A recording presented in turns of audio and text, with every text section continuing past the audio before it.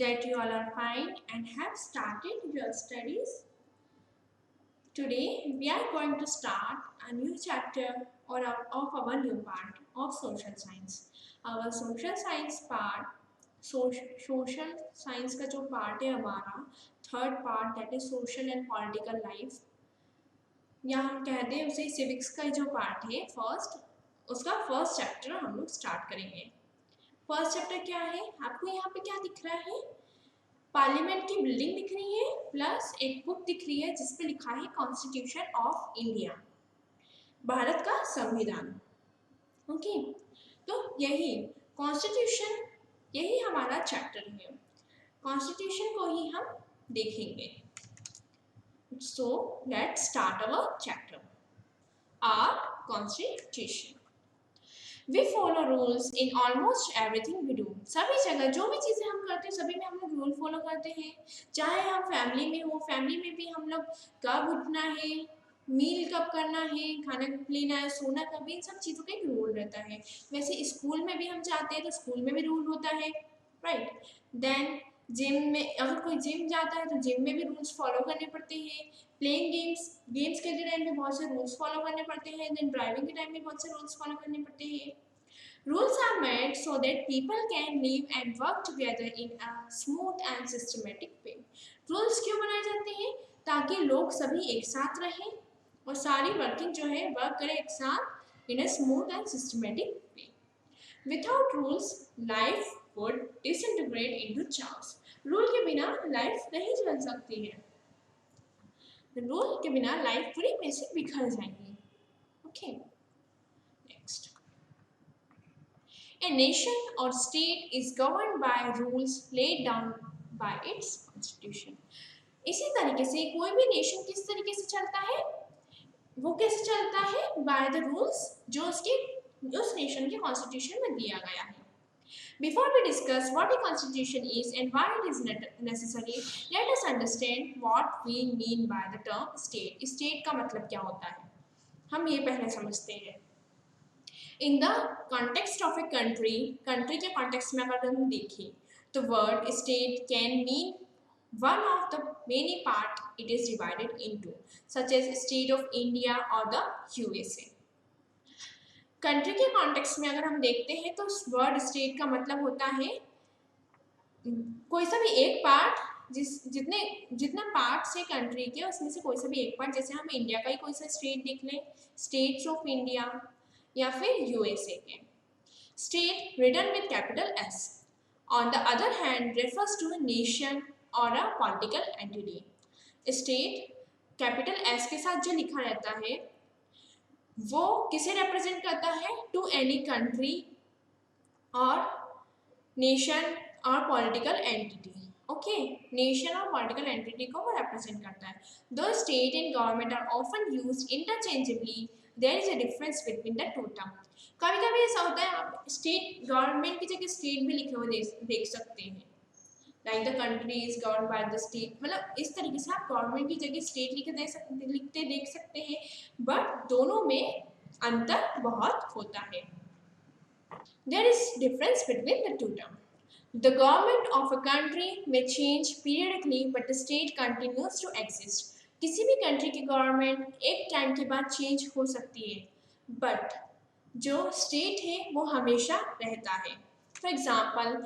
For example जब से India की इंडिपेंडेंस हुई है तब से बहुत सारी गवर्नमेंट बनी इंडिया में, बट स्टेट ऑफ इंडिया हमेशा वही रहा, right. This is an example of it. What is a constitution? Constitution क्या है? अब हम देखेंगे कॉन्स्टिट्यूशन के बारे में. आपको स्टेट एंड गवर्नमेंट का अंतर समझ में आ गया होगा. स्टेट एंड गवर्नमेंट का अंतर समझ में आ गया. एंड प्लस कभी कभी ऐसा होता है स्टेट जो कैपिटल एस के साथ यूज होता है वो किसके कॉन्टेक्स्ट में यूज होता है? It is use in the context of any government, any nation, okay, और any political entity. Next, what is a constitution? Constitution क्या है? The rules and principles on the basis of which a country is governed is called its constitution. जिन rules के according, जिन rules and principles के आधार पर country चल रही है, कंट्री गवर्न हो रही है, उसे ही हम कॉन्स्टिट्यूशन कहते हैं. ऑलमोस्ट एवरी कंट्री, सभी कंट्री के पास उनके कॉन्स्टिट्यूशन होते हैं। क्यों होते हैं? For the following reason.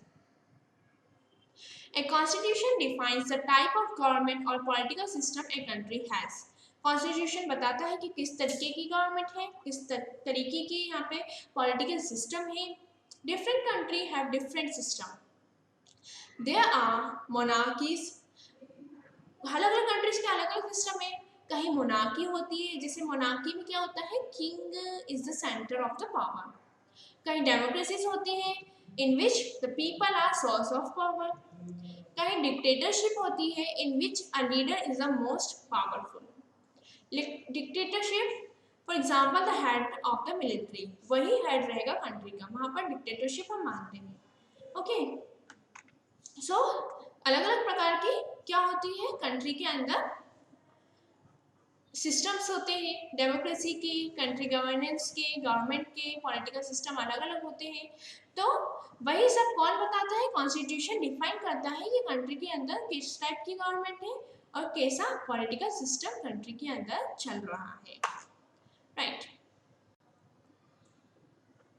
A constitution describes the principle along which a country is to be governed.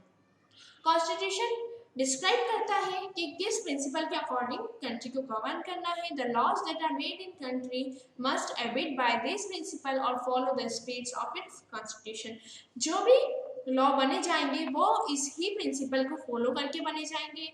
These serve as an important protection against the danger of a group of people rising to power and making laws to change the basic structure of the state. ये हमें constitution में किस चीज़ से बचाता है? अब उसमें कुछ लिखा हुआ है कि कुछ प्रिंसिपल्स बताए गए हैं कि इसके अकॉर्डिंग ही आपको लॉ बनाना है।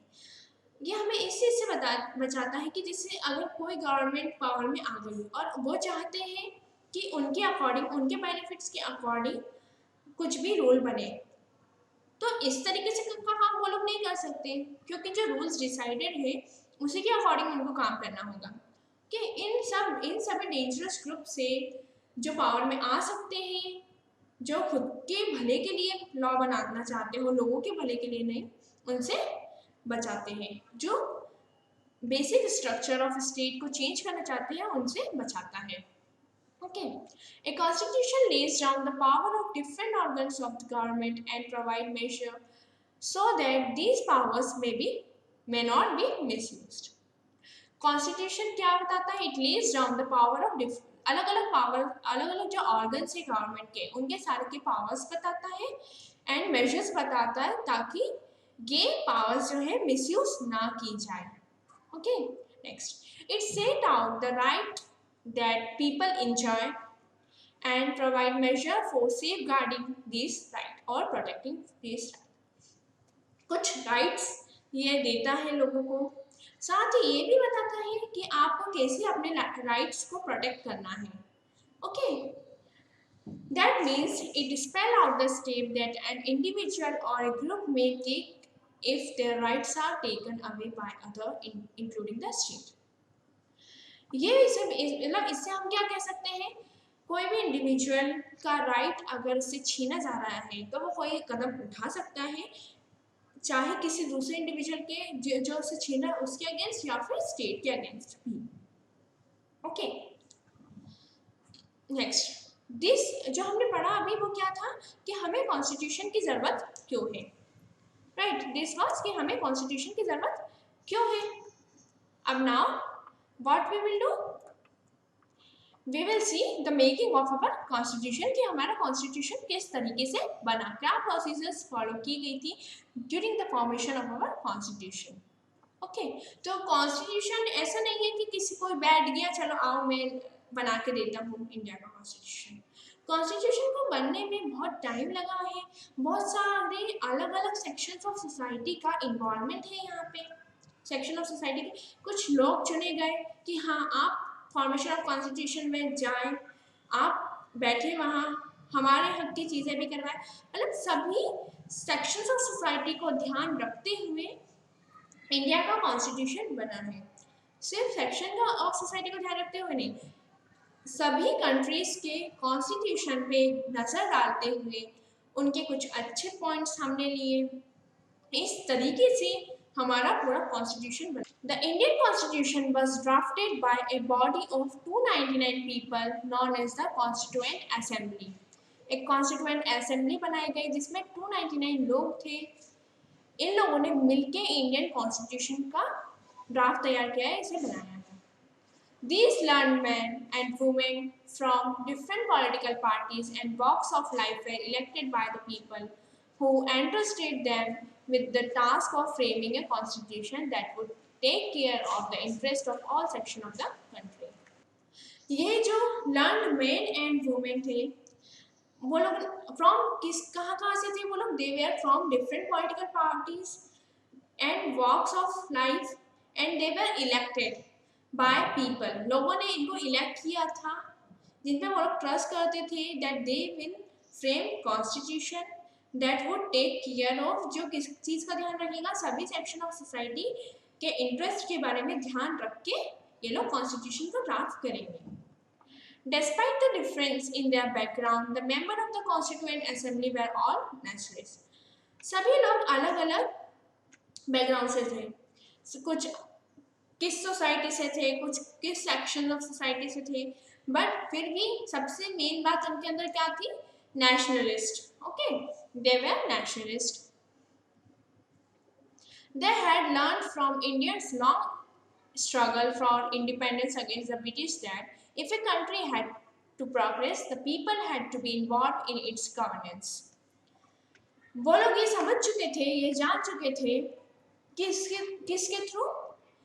जो लॉन्ग स्ट्रगल इंडिया ने किया है टू गेट इंडिपेंडेंस, उससे इन लोगों को पता पड़ गया था कि लोगों की भागीदारी बहुत ज़रूरी है, लोगों का इन्वॉल्वमेंट बहुत ज़रूरी है टू गवर्न ए कंट्री।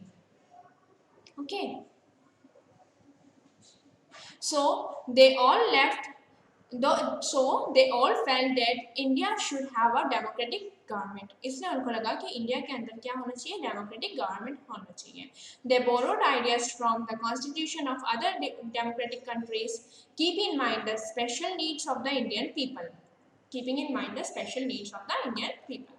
उन लोगों ने किसी दूसरी कंट्रीज जो डेमोक्रेटिक कंट्रीज हैं उनके भी आइडियाज देखे, उन्हें बोरो किया। क्या चीज़ में को ध्यान रखते हुए कि इंडिया के लोगों का इंटरेस्ट क्या है? कौन जो थे? S Jawaharlal Nehru said while addressing the Constituent Assembly, the aim was to build a nation. The aim was to make nation. किस तरीके का नेशन हमको बनाना है? उन्होंने ऐसा कहा कि किस तरीके का नेशन हमें बनाना है? In which all power and authority would be derived from the people. सारी पावर्स और अथॉरिटी किससे ली जाएगी? लोगों के द्वारा। That would secure justice, equality and freedom for all its citizens irrespective of religion, caste, sex, etc. That would secure, क्या secure करेगी ये? जस्टिस, इक्वालिटी, फ्रीडम, लोगों के साथ जस्टिस करेंगी, इक्वालिटी इनकी मेंटेन करके रखेंगी, इनइक्वालिटी नहीं होगी एंड फ्रीडम लोगों को मिलेगी इरिस्पेक्टिव ऑफ किसी भी सेक्शन ऑफ सोसाइटी से हो, है वो किसी भी कास्ट से है, किसी भी रिलीजन से है। In which the right of the minorities and backward classes would be safeguard.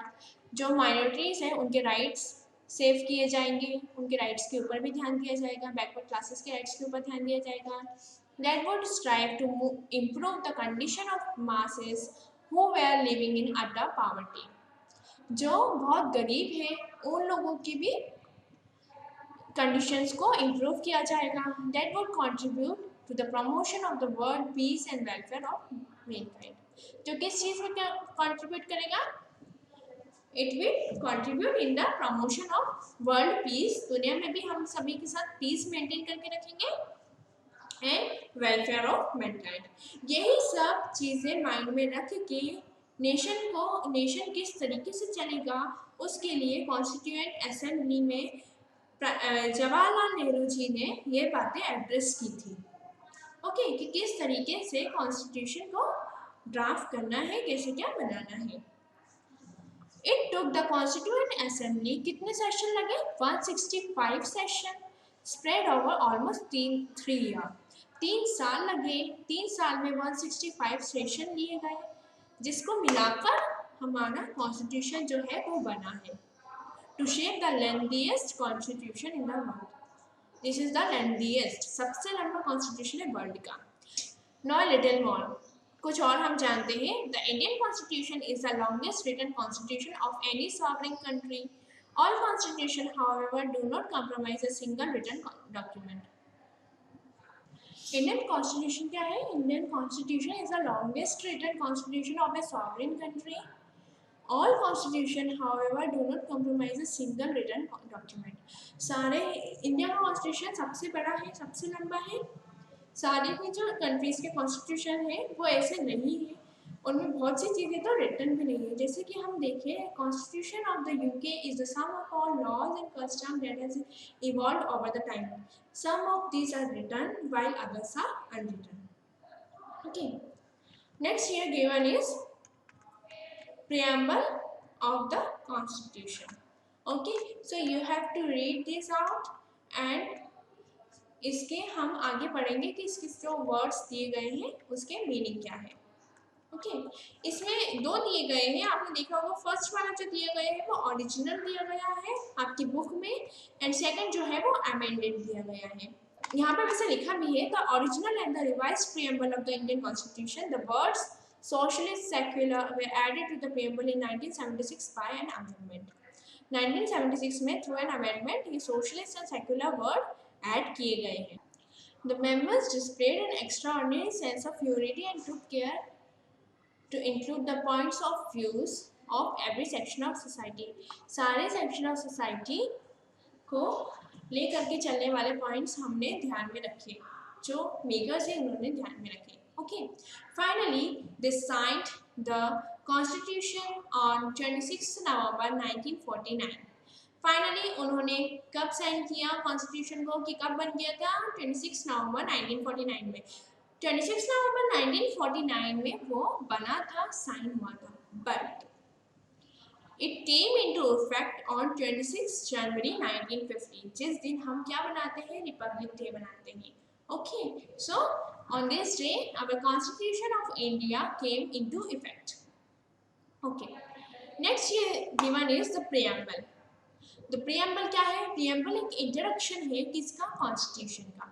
The preamble is the introductory part of the Constitution. It sets out the ideas that makers of Constitution wish the country to follow. इसमें वह सारी चीज़ें दी गई है जो makers चाहते थे country India जो है फॉलो करे।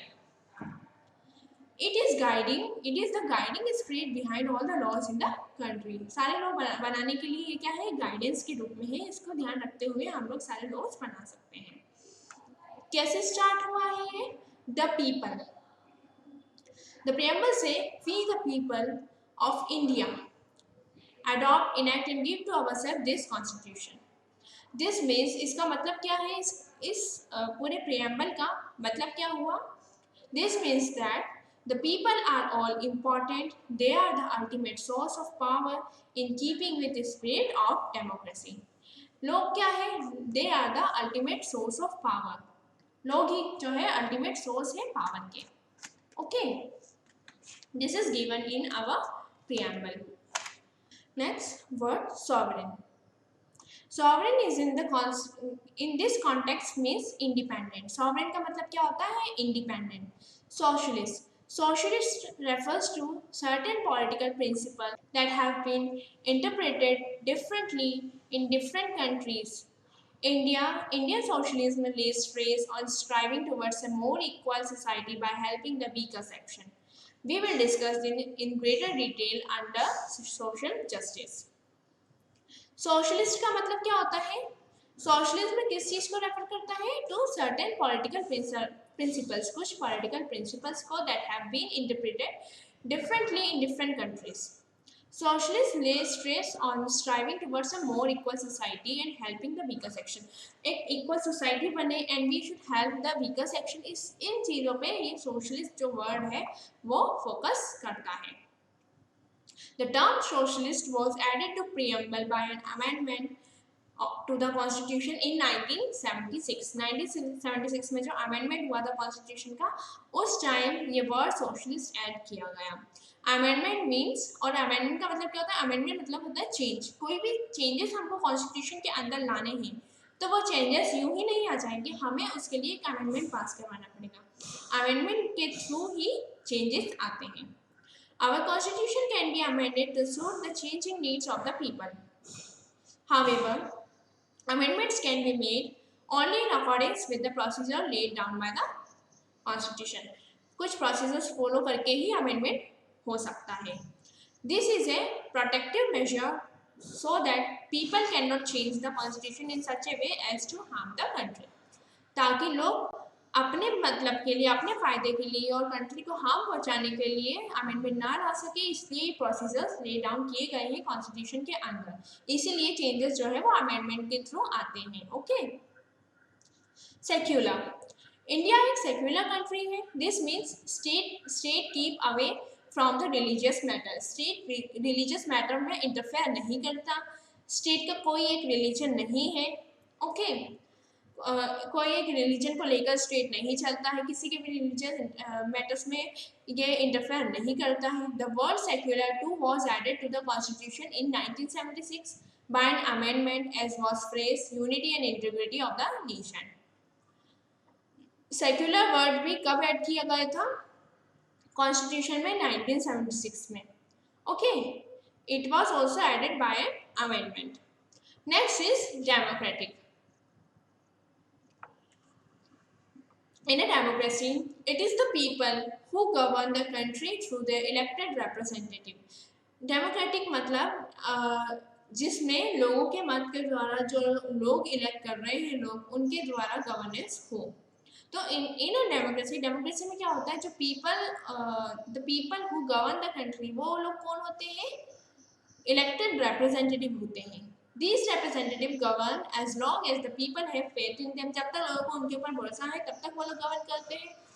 And may change during election. Election के टाइम वापस वो लोग चेंज हो सकते हैं, which are held at regular interval. Next, republic. In a republic में क्या होता है? The state is headed by an elected representative and not a hereditary ruler. State जो है वो किसके द्वारा चलेगा? किसके द्वारा हेड होगा? बाय एन इलेक्टेड रिप्रेजेंटेटिव, जैसे कि कोई प्रेसिडेंट या प्राइम मिनिस्टर। ओके। इन्हें हम इलेक्ट करते हैं। The head of the state of India is elected representative. He is elected representative. Next is justice. To be just means to be fair, impartial and morally correct. When we speak of justice in context of law, we mean that laws apply equally to everyone irrespective of religion, caste, sex, social status, etc. Justice का मतलब होता है कि सभी के साथ fair रहना, सब किसी के साथ भी भेदभाव नहीं करना, सभी के साथ एक जैसा बर्ताव रखना। ओके। जब हम जस्टिस की बात करते हैं, हम किस कॉन्टेक्स्ट में बात करते हैं? In context of law. We mean that law apply equally to everyone, चाहे वो किसी भी कास्ट का हो, किसी भी रिलीजन का हो, किसी भी सेक्स का हो, है ना, कुछ भी उसका सोशल स्टेटस क्यों ना हो। Next is social and economic justice. इसका मतलब क्या होता है? This means trying to reduce the inequalities in the wealth and social status of the people. इसका मतलब होता है कि हम to try to reduce the inequalities in the wealth and social, जो inequalities है लोगों के बीच में, मतलब कोई रिच है कोई पुअर है, इस तरीके की inequality को कम करना, right, reduce करना। Our constitution provide reservation for a certain percentage of seats or posts in educational institutes, government job, etc. for member of the schedule caste, schedule tribe, other backward classes. Government क्या provide करवाती है? Reservation provide करवाती है। Government colleges में provide करवाती है, jobs में provide करवाती है। क्या प्रोवाइड करवाती है? Reservation for SC, STs and OBCs। The idea is to give, इसके पीछे उनका मोटिव क्या है? To give these people who had been deprived of opportunities earlier. जैसे मैंने पहले भी आपको बताया था, जैसे ये लोगों को पहले इतनी अपॉर्चुनिटीज नहीं मिल पाती थी, एक फेयर चांस नहीं मिल पाता था, तो वही उनको देने की कोशिश में गवर्नमेंट उन्हें रिजर्वेशन प्रोवाइड करवाती है। Question is given, do you feel that reservation of OBCs in the spirit is in the spirit of the constitution? Okay, think about it. Next is liberty, equality and fraternity. The three words have come to represent the spirit of democracy. Democracy के spirit को represent करने के लिए ये तीनों word use किए गए हैं, liberty, equality and fraternity. We will discuss liberty या फिर freedom and equality later under the fundamental right. ये चीजें लिबर्टी एंड इक्वालिटी किसके अंदर भी आएगी, फंडामेंटल राइट्स के अंदर भी आएगी, हम वहां पर इसे डिस्कस करेंगे। फंडामेंटल राइट्स क्या है, that are enjoyed by every citizen of India, जो कॉन्स्टिट्यूशन में मेंशन है, those are our basic rights. Fraternity का मतलब क्या होता है, फ्रेटर्निटी मीन्स ब्रदरहुड, भाईचारा। The Constitution seeks to promote brotherhood by establishing a secure state, making everyone equal before the law and prohibiting any discrimination on the ground of caste, language, wealth, sex, religion, etc. किसी भी प्रकार का discrimination ना हो, सभी एक दूसरे के साथ ब्रदरहुड से रहे, भाईचारे के साथ रहे, यही फ्रेटर्निटी का मतलब है। Okay, so this was our preamble and some words given in it, उसके कुछ इसके मीनिंग है ये। Now next we will start in our key feature of the constitution in our next lecture. Till then just revise and read our preamble, try to learn the preamble. आपको preamble मालूम होना चाहिए, याद होना चाहिए, समझने की कोशिश करना उसे। ये so thank you, will meet in our next lecture.